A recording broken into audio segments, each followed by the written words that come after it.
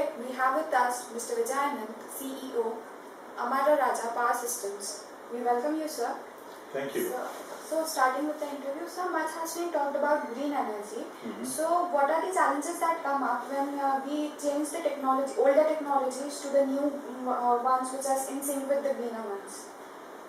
Yeah, I think the emphasis on moving from the fossil fuel based energy systems to clean tech technologies, whether it is solar or wind or biomass, the emphasis on this transformation has picked up globally. The challenges associated with that are shifting. For example, if you look at these efforts 10 years ago, everybody would have looked at cost as the biggest challenge. Now, you know that the solar cost, the cost of establishing solar energy system has significantly come down to almost 20% of what it was earlier. I remember way back in mid-90s or late 90s when we were trying to work on a solar project, the per watt peak cost was to the tune of $2.5–3, significantly more than that, but today it has come down to less than $1.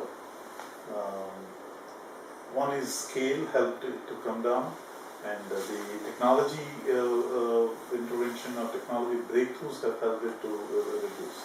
So we are able to overcome the challenge of cost as an issue, but then as we scale up these systems, the technical integration with the existing energy systems is becoming a challenge. You know what happens when you set up a large solar facility?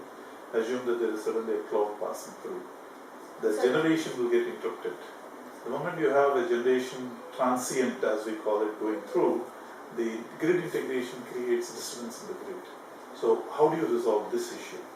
Second thing is you can generate solar energy during daytime, but how do you take care of the power needs during the evening times where the energy goes up to the peak? The daytime demand is less, the evening time demand is more, but it's the daytime that you have more solar energy available, in the evening it's not available. So you are generating something when it's not required, and you don't have it available when it's required. So how do you capture this energy and make it available when you need it? So the energy storage technologies is becoming another challenge. To harness the solar energy to its fullest extent, I need to store it and deliver it when required. I think right now that's where the challenge is. So storing energy is a challenge. The cost has come down by the scales. Yeah, true. So, and talking about the Indian market, which is already crowded with many players, so how do you carve out a clear strategy to make it advantageous? Very good question. Today, if I take solar as a reference, it's largely driven by government programs. And hence, you see that there is a large number of people at various scales, large, medium, small, micro, who have been involved in this sector. But eventually, the sector has to find its own financial viability model. Just away when the mobile telecom network started, you had 3 licenses, 4 licenses for each circle, each state that was given. So you had huge number of people who were picking up these licenses and trying to build network to deliver services. Today nationally we have only about 5 or 6 people. So my sense is you will see 2 things happening. One, the larger installations, the larger projects will get consolidated by few players. Well, there are a lot of project developers. Eventually the large energy players will consolidate these assets into their portfolio, and hence you would see more nationwide pan-India players coming in. The second thing is it will, eventually the business model will transfer into the consumer-focused products. So can I have devices, gadgets, appliances that can be used in the home front? So then you will see a significant amount of branded products coming in, significant amount of innovation on the product development side coming in, and that again will get consolidated at certain level. So it's a typical cycle when an emerging sector comes in, you will have huge number of players walking in, and then as it matures, both on the financial model and on the technology solution and the stability of government policy initiatives, there is a certain amount of consolidation that will happen. Now in this process, eventually we will see the consumer getting benefited by a more affordable price, a reliable service, dependable solution. If it's all migrating to that end, it's a good thing to do. So you will see the chaos out of which these things come, will eventually organize itself to a more stable sector. So, and lastly, what are the key mantras you would like to give the students of IIMRaipur? We spent considerable time in this session talking about scalability as an issue, innovation. I think considering the opportunities that are there in the ecosystem generally in India, if you look at any of these growth parameters, while we say a lot of things are happening, eventually to be called a developed economy or a society with a good quality of life, many of these parameters are at a very beginning stage. For example, I look at energy. Today our per capita energy consumption is just a little under 1,000 units per annum. China is 4 times bigger. Developed economies like Germany and US are 10 to 12 times bigger than that.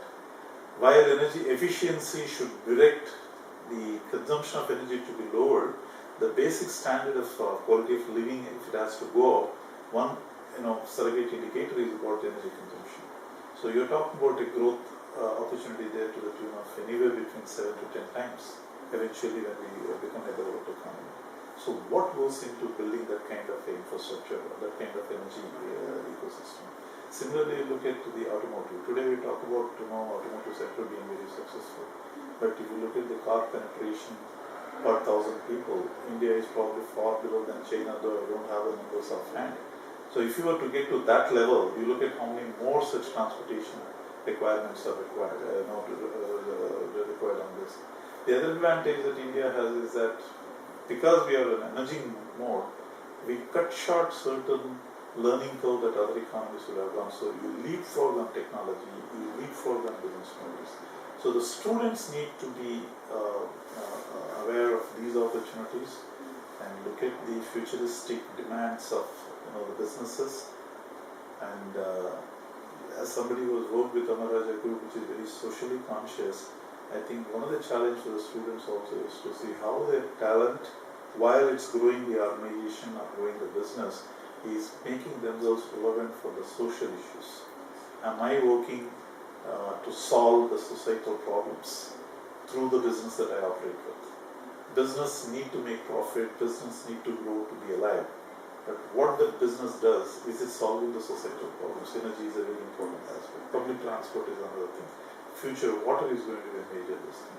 So the solution delivery mechanism, is it addressing these societal issues? How sensitive, how conscious are we about those issues? To me, those are the two factors.